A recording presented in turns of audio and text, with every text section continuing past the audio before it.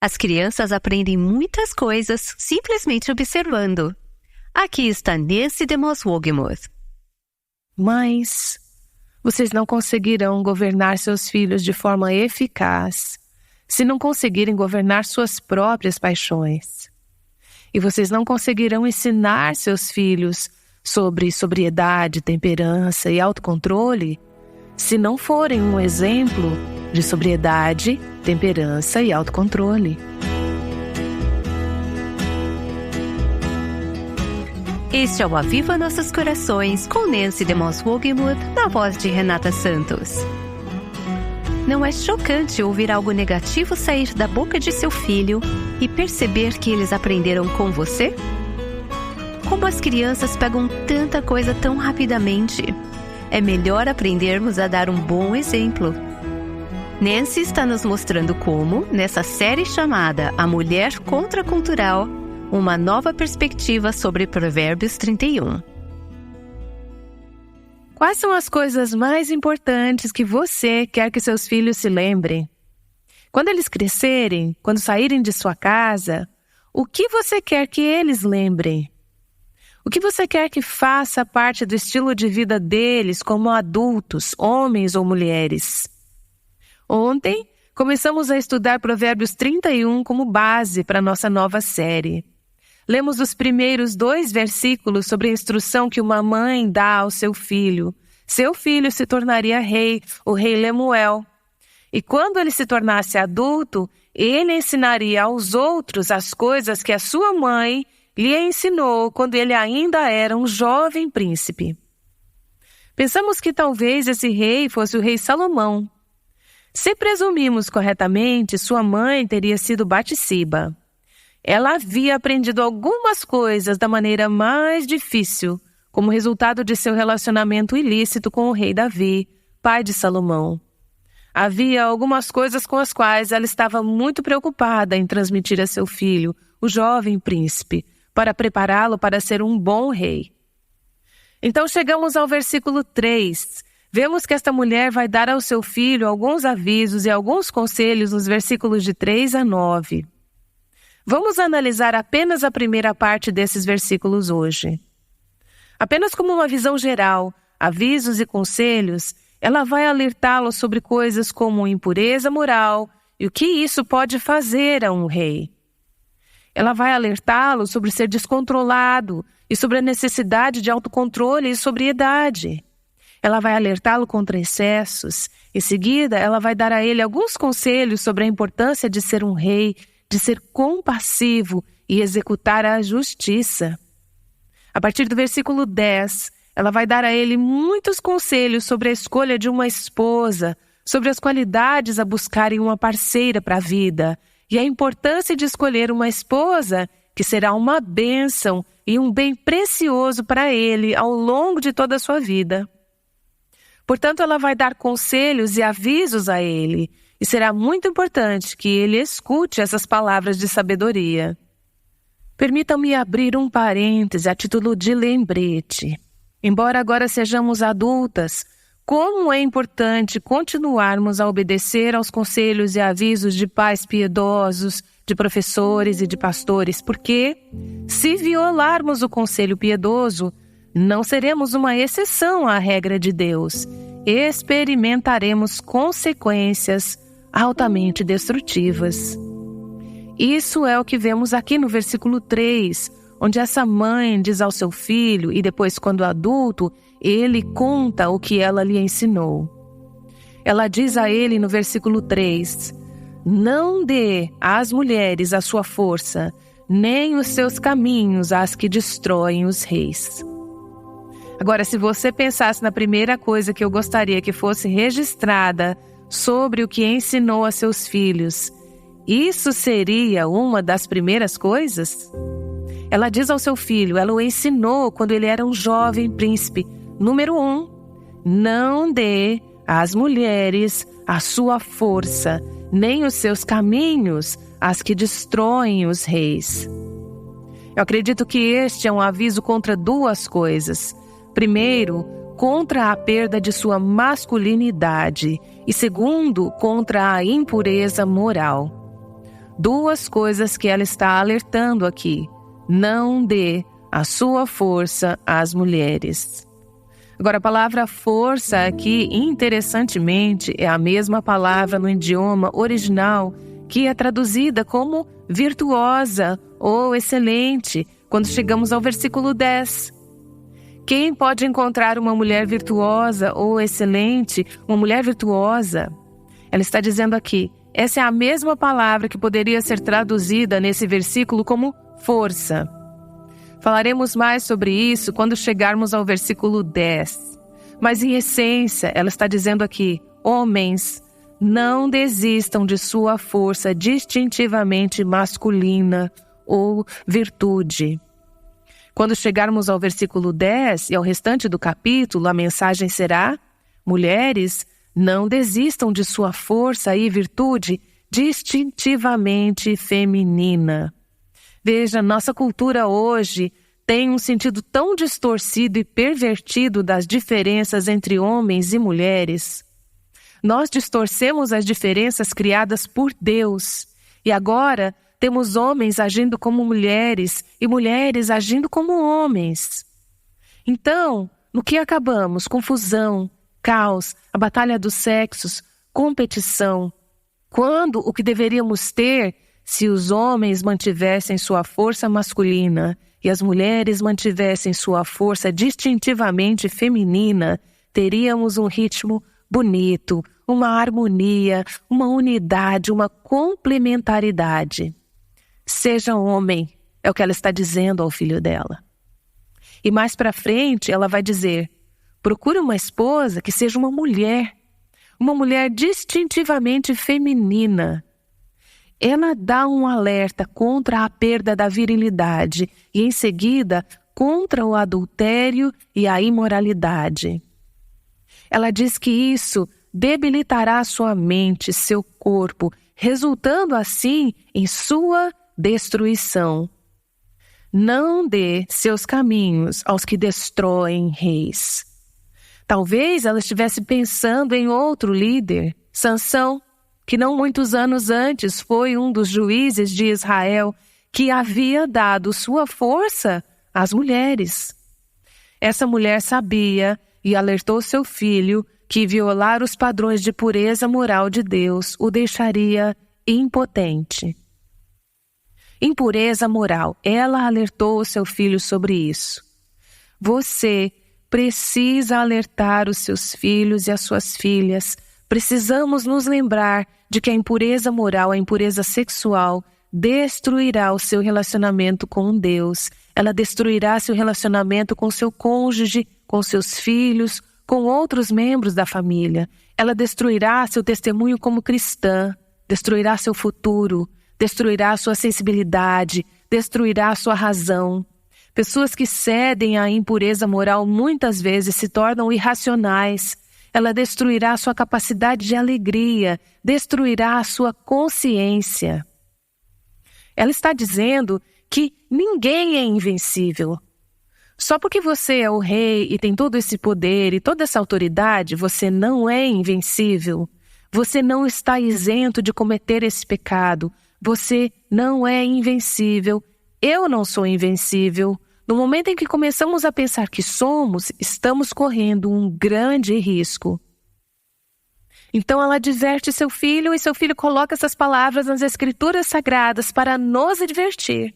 Não apenas para advertir os homens, porque os homens não são propensos a serem imorais, sem que as mulheres também sejam imorais. Então é um aviso para homens e mulheres. Agora, se esse filho realmente era Salomão, como presumimos, então ele aparentemente seguiu o conselho de sua mãe no início de sua vida, mas mais tarde ele se desviou desse conselho.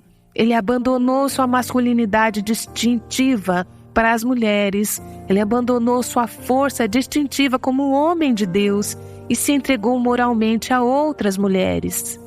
1 Reis 11 nos diz que suas esposas afastaram o coração dele de Deus. Ele começou com um coração temente a Deus. Precisamos alertar nossos filhos e precisamos estar alertas, pois podemos ter a intenção de ter um coração temente a Deus, mas podemos acabar naufragando se não confiarmos em Deus para guardar a nossa mente e nos manter moralmente puras. A imoralidade afastará o seu coração de Deus. Você já alertou seus filhos, suas filhas, sobre a importância da pureza moral e a destruição da atividade sexual fora do casamento? Você foi clara com eles? Você foi específica? Não conte com as aulas de educação sexual na escola para ensiná-los o que é certo e o que é errado. Deus deu a você a responsabilidade de ensinar seus filhos. Se você não assumir a responsabilidade de ensiná-los, o mundo irá de uma maneira completamente diferente. Você está deixando Deus guardar o seu próprio coração? Ou é possível que agora mesmo você esteja brincando com fogo? Que você esteja envolvido emocionalmente no computador, no trabalho, até na igreja, em um relacionamento que tem o potencial de ser algo imoral? Eu te aconselho, saia. Não pare para pensar, apenas saia. Seja implacável ao lidar com toda essa área da pureza sexual. As bênçãos a serem recebidas são incríveis quando nos mantemos puras para Deus. Quando um homem e uma mulher se mantêm puros para o casamento. Os danos e a destruição são incalculáveis quando não nos atentamos aos avisos. A imoralidade é incrivelmente destrutiva. O livro de Provérbios está cheio de conselhos práticos e oportunos sobre todos os tipos de questões relacionadas ao nosso dia. Voltaremos em instantes com Nancy DeMoss Wogemuth e seu ensino verso a verso sobre Provérbios 31. Gostaríamos de ouvi-la no decorrer desta série.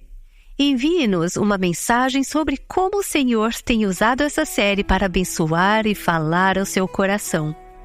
Acesse o nosso site www.avivanossoscoracóis.com/contato. Continuaremos com Nancy no versículo 4. Ela diz: não é próprio para os reis, ó Lemuel, não é próprio para os reis beberem vinho, nem para os príncipes desejarem bebida forte. Chegamos agora a um aviso que a mãe do rei deu a ele quando ele ainda era um jovem, um aviso contra o excesso. Ela o adverte sobre a sua falta de temperança, sobre os perigos da falta de autocontrole. Ela lembra a ele que ele vai ser um rei. Ele é um rei em formação. Ao criar seus filhos, lembre-se de que você está criando jovens para serem reis e rainhas para Deus, para serem realeza espiritual. Você é um sacerdócio real, como Pedro nos diz. Seu objetivo é que seus filhos não sejam apenas comuns, não apenas se encaixem com a multidão, não apenas se adaptem à nossa cultura ou sobrevivam a ela, mas sejam exemplos espirituais e líderes revolucionários. Então ela o adverte: você tem um chamado santo e divino. Lembre-se de quem você é. Você é um rei e está destinado a liderar. Em seguida, ela o exorta: você não pode governar os outros adequadamente se você for escravo de seus próprios apetites, de suas próprias paixões e de seus próprios desejos. Lembre-se de seu chamado, ela diz. Lembre-se de sua posição e haja de acordo com ela. Ela disse ao seu filho: é melhor você aprender aqui e agora a se governar, se algum dia for governar os outros de forma eficaz. Mães, vocês não serão capazes de governar seus filhos eficazmente se não conseguirem governar suas próprias paixões. E vocês não serão capazes de ensinar a seus filhos sobriedade, temperança e autocontrole se não forem um modelo de sobriedade, temperança e autocontrole. No Antigo Testamento, os reis eram advertidos contra a embriaguez, contra beber demais. E esse aviso de uma mãe a seu filho, que será rei é um desses avisos.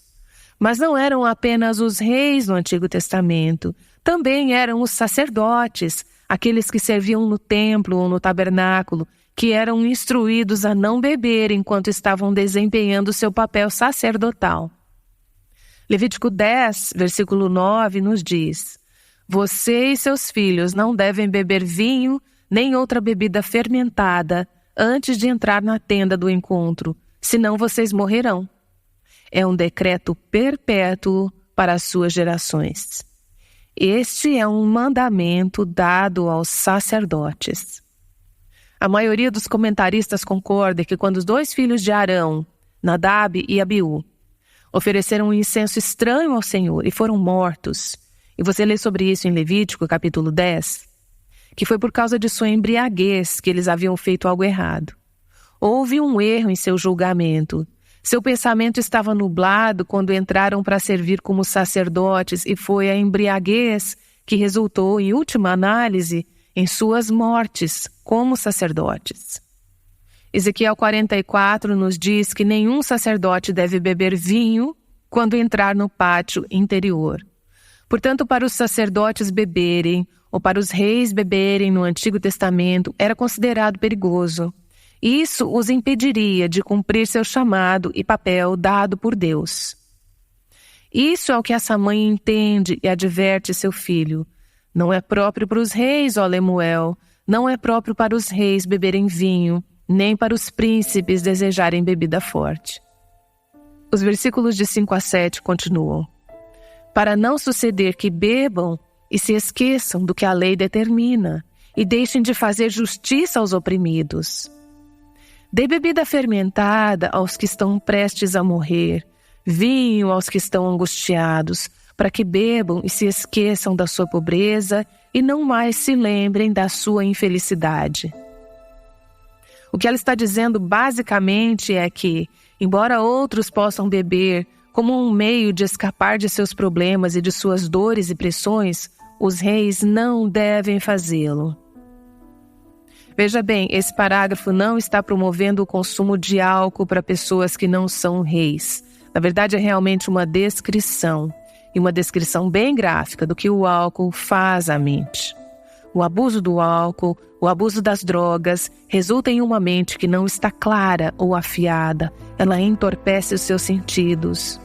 2 vezes lemos que essa pessoa esquece. Ela esquece a lei, ela esquece a sua pobreza, ela entorpece os seus sentidos.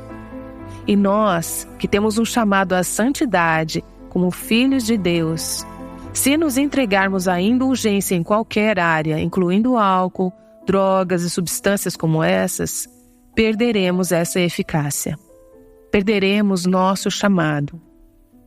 Ela está mostrando ao seu filho que as pessoas usam esses tipos de coisas, drogas e álcool, para escapar da realidade, para amortecer a dor, para afogar as suas mágoas. Ela está dizendo, você é um rei, você não pode fazer isso, você não pode se dar ao luxo de ter os seus sentidos obscurecidos.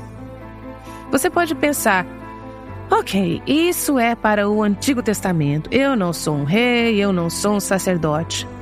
Mas as Escrituras nos dizem no Novo Testamento que Cristo nos amou e nos lavou de nossos pecados com seu próprio sangue e nos fez reis e sacerdotes para Deus. Lemos em 1 Timóteo capítulo 3 que esta é uma qualificação para a liderança espiritual na igreja, que os anciãos na igreja, os líderes espirituais, não devem ser viciados em vinho e que os diáconos não devem ser inclinados a muito vinho. Mas isso não quer dizer que você esteja isenta e fale, bem, eu sou mulher, isso não se aplica a mim. 1 Timóteo 3, versículo 11 nos diz, as mulheres, igualmente, sejam dignas, não caluniadoras, mas sóbrias e confiáveis em tudo.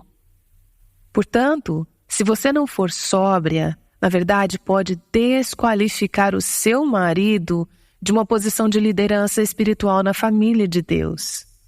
Tito 2 nos diz que devemos buscar as coisas que são apropriadas à sã doutrina, e uma delas é que as mulheres mais velhas não devem ser inclinadas a muito vinho. Veja o versículo 3. Inclinadas a significa ser escravizada, ser viciada. Permita-me enfatizar aqui que, se você não estiver buscando uma vida equilibrada como mulher mais jovem, você muito provavelmente não será uma mulher mais velha, autocontrolada e equilibrada. Estamos nos tornando mulheres mais velhas e precisamos aprender hábitos de temperança e de disciplina agora. Acho tão importante que não nos permitamos satisfazer todos os nossos desejos ou nos tornar escravas de qualquer coisa como mulheres de Deus, que possa nos tornar menos alertas, menos sensíveis, menos sintonizadas com Deus, ou que possam nos tornar menos eficazes em cumprir nossas tarefas dadas por Deus. Várias outras coisas podem se encaixar nesse quesito.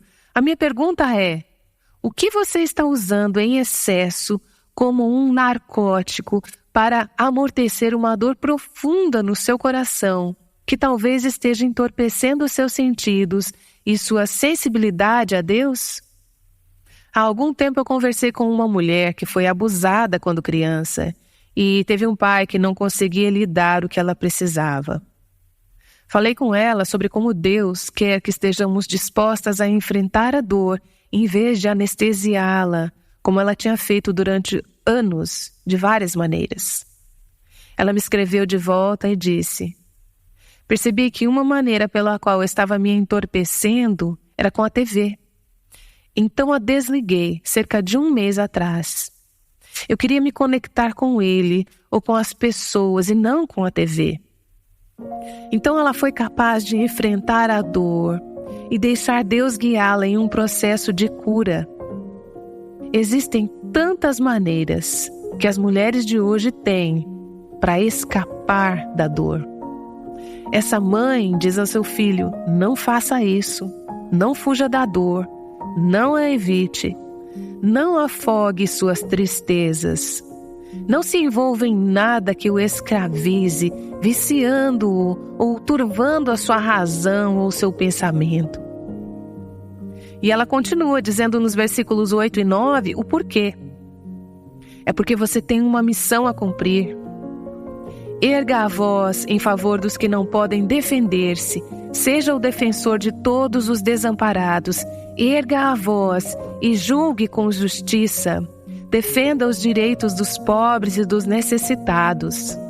Ela está dizendo: você não deve viver para si mesmo. Sua vocação é viver uma vida altruísta e sacrificial. Então, em vez de usar a sua riqueza e seus recursos para se prejudicar, para afogar suas tristezas, para turvar seu pensamento, use esses recursos para fazer o bem aos outros, para ministrar aos outros que estão tristes, em dor ou necessidade. É um chamado para se envolver, olhar ao redor e ver quais são as necessidades e usar a sua posição como mulher de Deus, usar sua influência para fazer algo sobre os problemas ao seu redor. Você não será capaz de fazer isso se estiver escravizada a qualquer outra coisa além do Senhor. O que está te mantendo em cativeiro? O que está te impedindo sua capacidade de experimentar tudo o que Deus tem para você e de ser usada por Deus? Você tem que estar disposta a dizer: não vou viver em cativeiro a nada, nem a ninguém, além do Senhor Jesus Cristo. Se o programa de hoje trouxe à sua mente algumas áreas de cativeiro em sua vida, rogo ao Senhor que te dê forças para orar com Nancy DeMoss Wolgemuth quando ela voltar em apenas 1 minuto.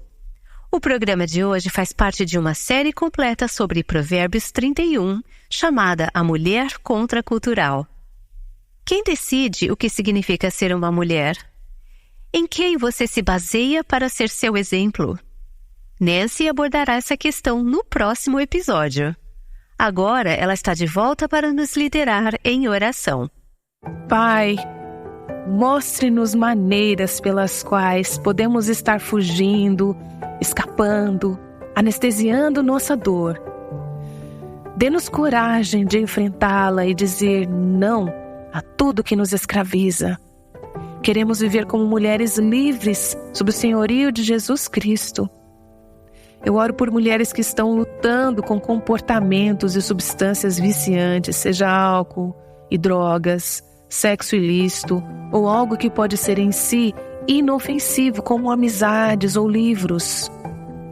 Oro para que o Senhor nos ajude a identificar o que são as coisas que nos escravizam e então a estar dispostas a andar no poder do Teu Espírito para dizer não a qualquer coisa que seja viciante em nossas vidas e sim ao Seu senhorio, à Sua autoridade em nossas vidas, para que possamos nos tornar instrumentos de misericórdia e graça para ajudar outros em momentos de necessidade. Eu oro em nome de Jesus. Amém.